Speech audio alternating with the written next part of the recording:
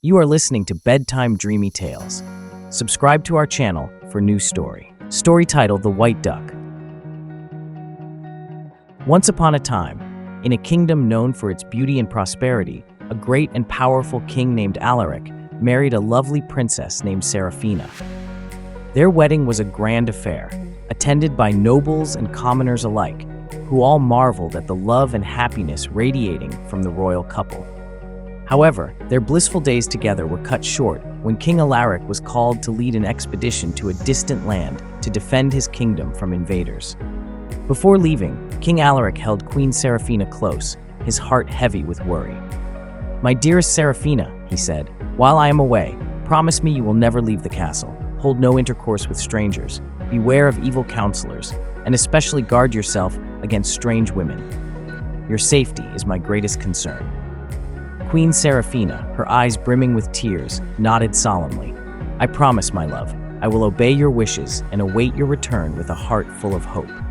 As the king departed with his soldiers, Seraphina retreated to her chambers, surrounded by her loyal ladies-in-waiting. She spent her days weaving intricate tapestries, reading books of ancient lore, and thinking of her beloved husband.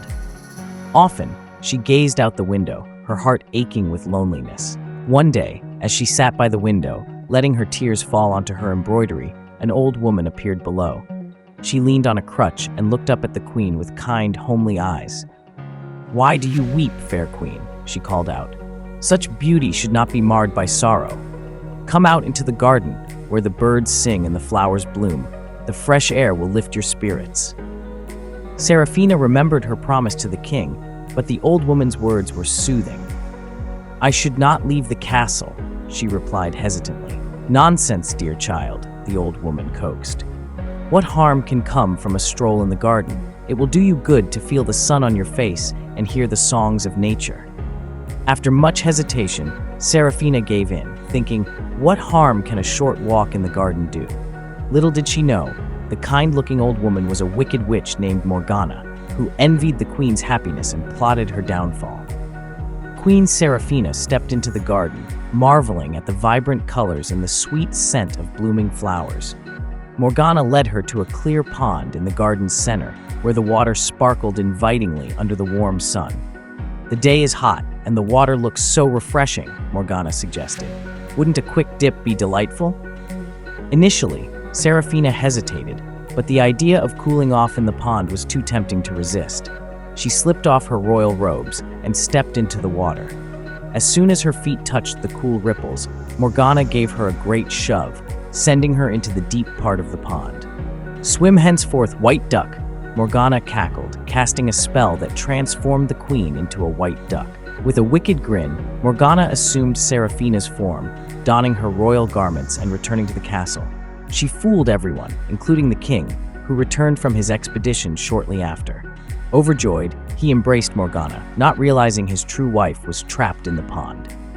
Meanwhile, the poor white duck swam around the pond, heartbroken and alone. One day, she laid 3 eggs near the water's edge. To her delight, they hatched into 2 fluffy ducklings and 1 little drake.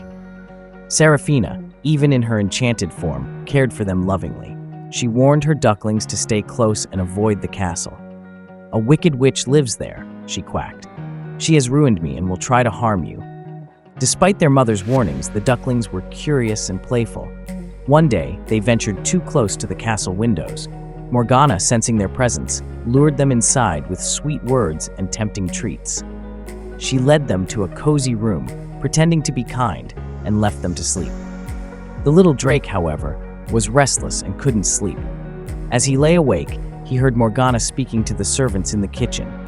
"Sharpen the knives and prepare the fire," she ordered. "We will have a feast tomorrow."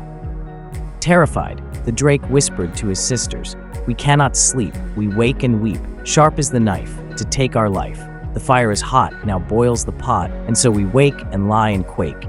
Morgana, thinking the ducklings were asleep, crept into their room.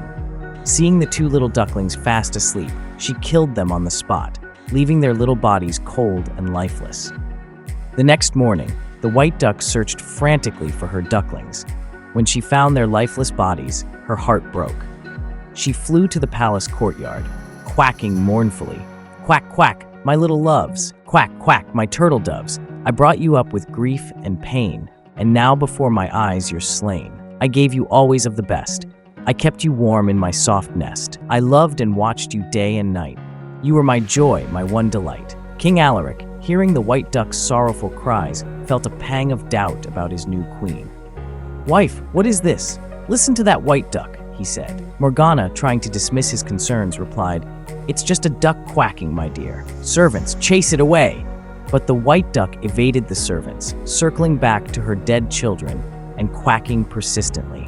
"Quack, quack, my little loves. Quack, quack, my turtle doves. The wicked witch your lives did take. The wicked witch, the cunning snake. First she stole my king away, then my children did she slay. Changed me from a happy wife to a duck for all my life. Would I were the queen again. Would that you had never been slain."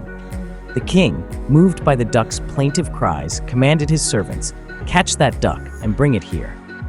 After many attempts, the king himself caught the white duck. As he stroked her wings, a miraculous transformation occurred. The white duck turned back into Queen Seraphina, and she fell into her husband's arms. Seraphina recounted her ordeal, and they retrieved a bottle of healing drops from her nest. Sprinkling the drops on the ducklings' bodies, they watched in awe as the little ducks transformed into 3 beautiful children. Overjoyed, the king and queen embraced their children, their family finally whole again. As for Morgana, she was taken by the king's command and met a fitting end for her wickedness.